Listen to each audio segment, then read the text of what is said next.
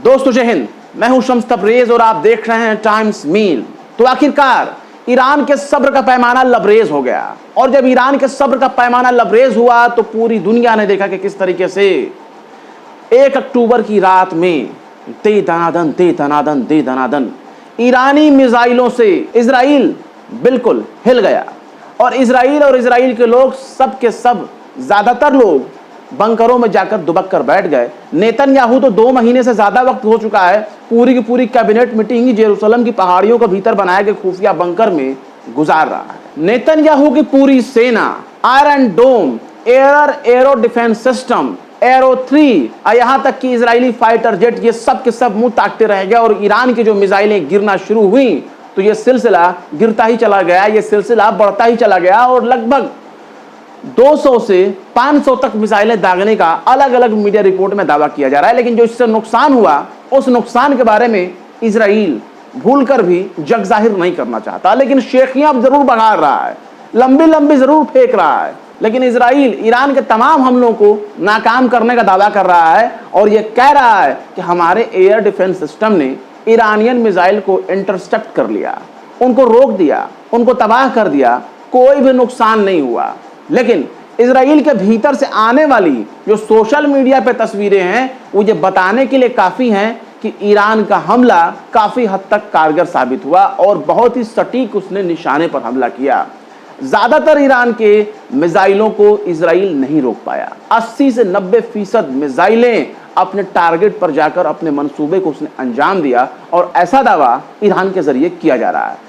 IRGC के commander ने भी इस बारे में खोल करके कहा है कि अभी तो यह बस एक पहली खेप है, यानी ईरान ने इजराइल के ऊपर जो हमला किया है ये उसके हमलों की पहली खेप है और यह हमले की खेप पता नहीं कितनी होगी, इस बारे में दुनिया नहीं बता सकती।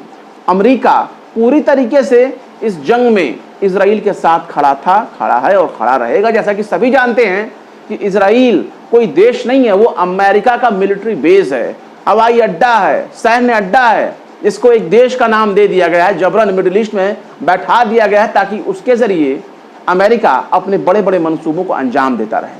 और जब इजराइल पर हमला हुआ तो इसे आप अमेरिका पर हमला मान सकते हैं और मिडिल ईस्ट में मौजूद जो अमेरिका के सैनिक हैं, सोल्जर्स हैं, वो फिलहाल एक्टिव हैं, वो इजराइल की मदद करने के लिए बिल्कुल खड़े हैं। जो बाइडेन अमेरिकी राष्ट्रपति हैं उन्होंने भी ईरानी हमले की निंदा की और अपने जो सैनिक हैं, जो अमेरिका की जो सेना है मिडिल ईस्ट में मौजूद है, उनसे फौरन इजराइल की मदद करने के लिए आदेश दिया और कहा कि जो भी हमले हो रहे हैं उन्हें रोका जाए। यानी इजराइल को बचाने के लिए अमेरिका हर तरह से बिल्कुल तैयार खड़ा है और वो इस जंग में लीड रोल में आपको नजर आ रहा है, बड़ी भूमिका में नजर आ रहा है, क्योंकि इजराइल तो बस एक मुखौटा है, असली जंग तो अमेरिका से है। इसमें सबसे ज्यादा अगर नुकसान की बात की जाए तो इजराइल के 20, 1 2 नहीं, 2 नहीं, 4 नहीं, 5 नहीं, 6 नहीं, बल्कि 20 F-35 फाइटर जेट को तबाह करने का दावा ईरान कर रहा है। ईरानी मीडिया में यह भी दावा किया जा रहा है कि गाजा में इजराइल को कई टैंकरों को उसने तबाह कर दिया। जो कई टैंकर गाजा में मौजूद थे इजराइल के, उन टैंकरों को तबाह कर दिया।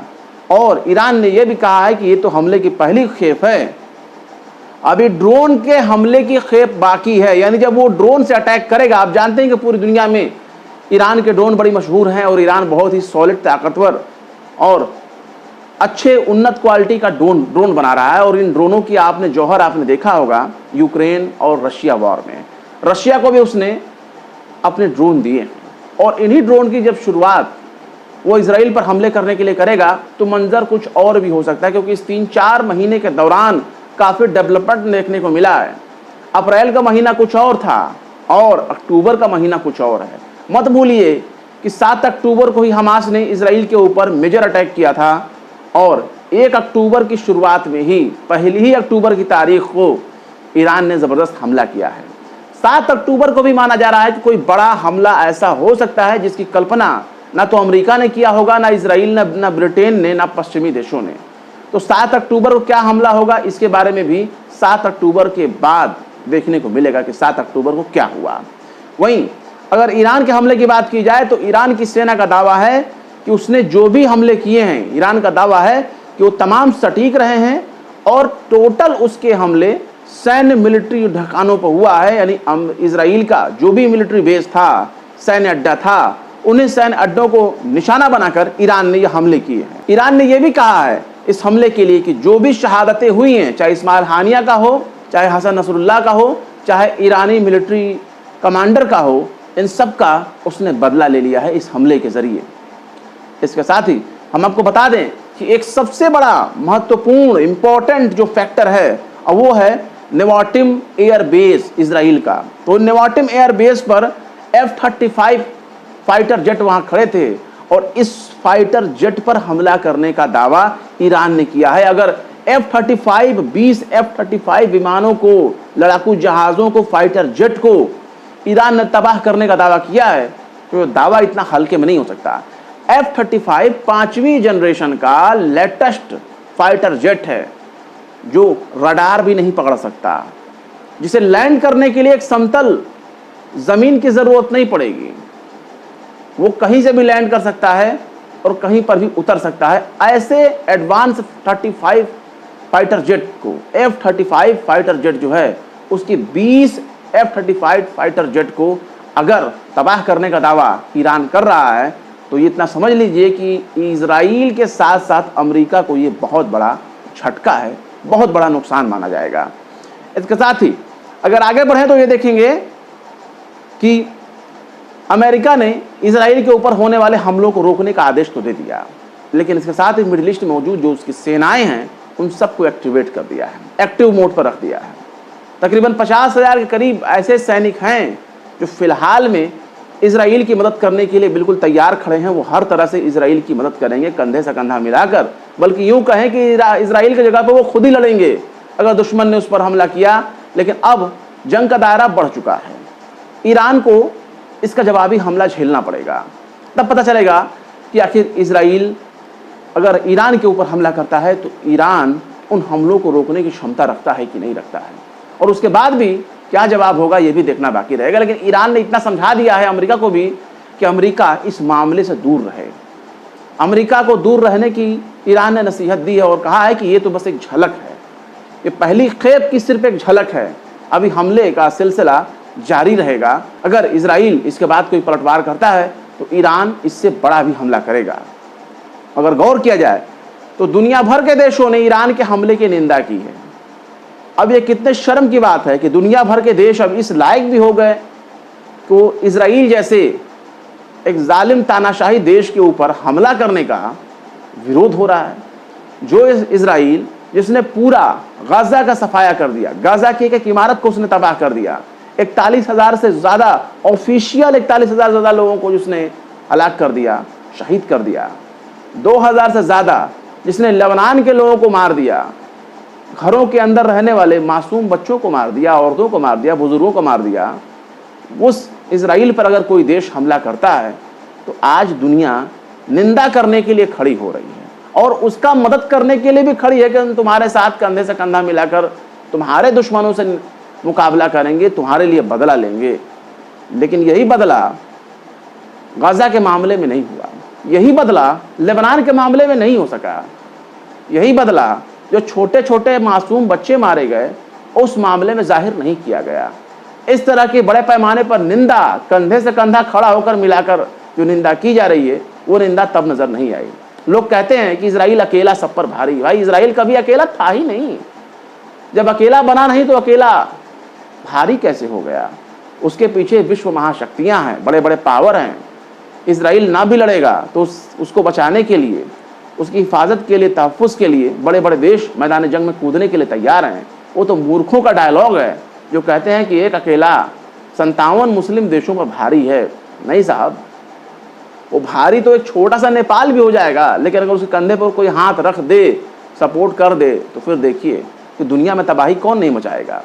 इसके अलावा IDF की अगर बात करें तो IDF ने अपने ट्वीट्स करके बताया है कि लगभग 10 मिलियन इजरायली नागरिक ईरानी मिसाइलों के निशाने पर हैं। यानी वो ये भी बताने की कोशिश कर रहा है कि हमारे नागरिकों को निशाना बना रहा है, जबकि ईरान का दावा है कि उसने अब तक जो भी हमले किए हैं वो सैन्य अड्डों को निशाना बनाया है, एक वैलिड जगह पे उसने मिसाइलें दागी।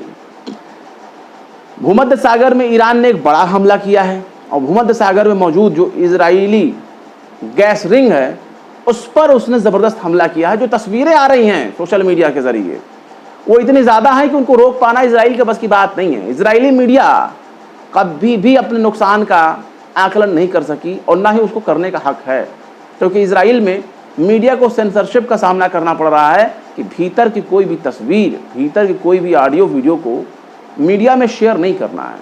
लेकिन चाहे टेलीग्राम के थ्रू हो, चाहे इंस्टाग्राम, ट्विटर के थ्रू हो, ये तमाम वीडियो सोशल मीडिया पे आ चुके हैं जो ये बताने के लिए काफ़ी हैं कि ज़ख्म तो बड़ा दे गया है जालिम।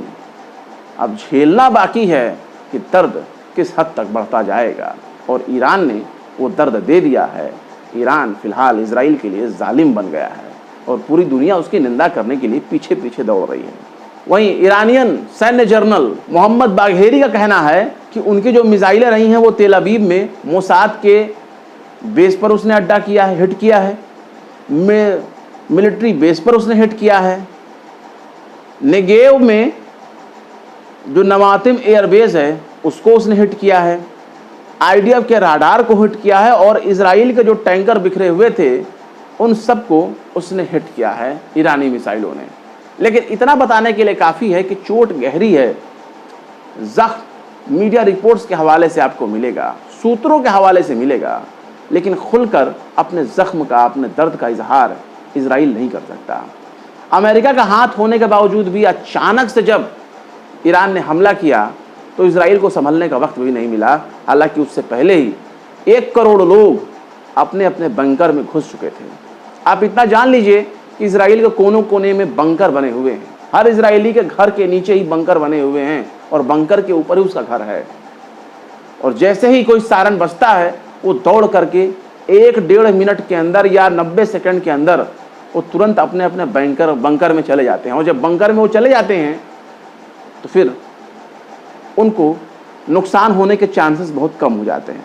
इसी बंकर में छिपने के चक्कर में कभी कभी भाग दौड़ हो जाती है और उसमें लोग घायल हो जाते हैं, जिसकी वजह से जानो माल का खतरा कम हो जाता है। इसके बावजूद भी अगर इजराइल दावा कर रहा है कि उसने ईरान के बैलिस्टिक मिसाइलों को रोक दिया, तो देखना होगा कि जो दूसरी खेप होगी क्या उसको रोक पाएगा। और ईरान को कम से कम अपने दुश्मन के अंदर जो नुकसान हुआ है, देश के अंदर दुश्मन इजराइल के भीतर जो नुकसान हुए हैं, उसकी भी कोई ना कोई फुटेज ज़रूर जारी करनी चाहिए, चाहे वो सेटेलाइट हो, चाहे उनके मिसाइलों में लगाए गए कैमरा के ज़रिए हो, या फिर ड्रोन के ज़रिए की गई तबाही हो। कुछ ना कुछ तो सामने लाना चाहिए, वरना दुनिया इजराइल के भीतर होने वाले नुकसान को कभी कबूल ही नहीं कर पाएगी। अगर नुकसान हुआ भी रहेगा तो जल्दी मानने के लिए तैयार नहीं होगी जब तक कि सबूत बाहर ना आ जाए। फिलहाल इस खबर में बस इतना ही। ये खबर आपको कैसा लगा कमेंट बॉक्स में ज़रूर बताएं। फिर मिलते हैं किसी और वीडियो में एक नई खबर के साथ। शम्स तबरेज़ को दीजिए इजाज़त। जय हिंद। अगर अभी तक आपने हमारे चैनल टाइम्स मेल को सब्सक्राइब नहीं किया है तो जल्दी से सब्सक्राइब कर दें और बेल आइकन भी प्रेस कर दें।